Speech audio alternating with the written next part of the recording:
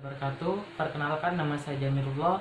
Saya dari STKIP PGRI Bangkalan dengan MPM 18222111033. Di sini saya akan membahas sedikit mengenai struktur, jenis perangkat, dan dan teknik penyelesaian masalah. Yang pertama, yang perlu kita ketahui, apa sih struktur itu? Kalau kita lihat, kata struktur sering kita dengar karena di setiap organisasi, jangankan di organisasi, di kelas pasti ada yang namanya struktur. Struktur di sini adalah sebagai, bisa dikatakan sebagai peraturan pengorganisasian unsur-unsur yang saling terkait dalam suatu objek material, sistem, objek, dan sistem yang terorganisasi. Struktur harus terorganisasi, harus benar-benar terorganisasi. Kayak seperti di kelas, ada ketua kelas, sekretaris, bendahara, sampai ke yang paling bawah yaitu anggota kelas. Itulah yang dinamakan dengan struktur. Selanjutnya, fungsi dari struktur. Di sini saya akan membahas dua fungsi fungsi dari struktur itu sendiri. Yang pertama, struktur memungkinkan komunikasi lebih baik. Karena adanya sebuah struktur, ada komunikasi yang lebih baik. Misalnya, ada ketua, sekretaris, bendahara, dan anggota. Dari anggota ini ketika mau ke ketua harus lebih sopan, bisa dikatakan lebih sopan, dan lebih komunikasinya itu lebih baik. Kalau misalnya anggota mau bertanya tentang pembendaharaan, tentang keuangan, mungkin nanya ke anggota biar lebih lancar komunikasinya dan lain sebagainya. Yang kedua, hubungan pelaporan yang jelas. Struktur organisasi nantinya akan dilaporkan seperti apa. Misalnya di kelas 10 IPA 1, struktur organisasinya diketuai oleh Ahmad, sekretarisnya diketuai oleh Dina, dan sebagainya. Itu adalah hubungan pelaporan yang jelas.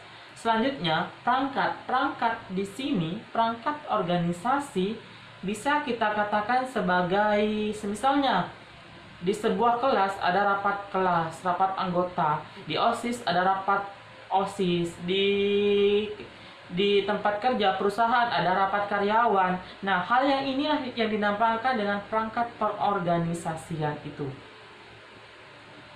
Sedangkan yang terakhir, teknik penyelesaian masalah. Teknik penyelesaian masalah, setiap organisasi apapun itu pasti ada namanya sebuah permasalahan. Permasalahan inilah yang harus dibuatkan sebuah teknik. Seperti apa penyelesaian permasalahan ini? Bagaimana saya harus menyelesaikan masalah ini? Yang pertama, teknik penyelesaian masalah itu harus identifikasi masalah. Masalahnya itu harus kita identifikasi, kita harus cari tahu di mana letak permasalahannya. Yang kedua, kita menganalisis masalah. Kita sudah mengetahui, ternyata permasalahannya ini adalah di si A. Lalu kita analisis masalahnya agar apa? Agar kita bisa mengontrol, agar kita bisa memberitahu si A ini bahwa seperti ini loh yang benar. Yang selanjutnya brainstorming, dan yang keempat mengambil keputusan.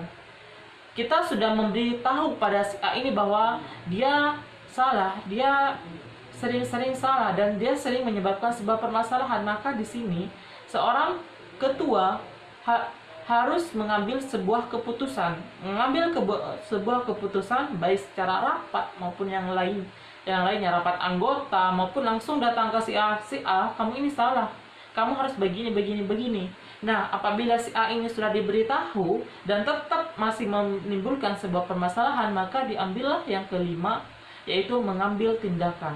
Baiklah, karena kamu sudah saya kasih tahu, karena kamu sudah saya peringatin, kamu tetap membuat permasalahan di perusahaan saya, maka kamu saya pecat. Bereskan semua barang. Nah, inilah yang dinamakan dengan mengambil tindakan.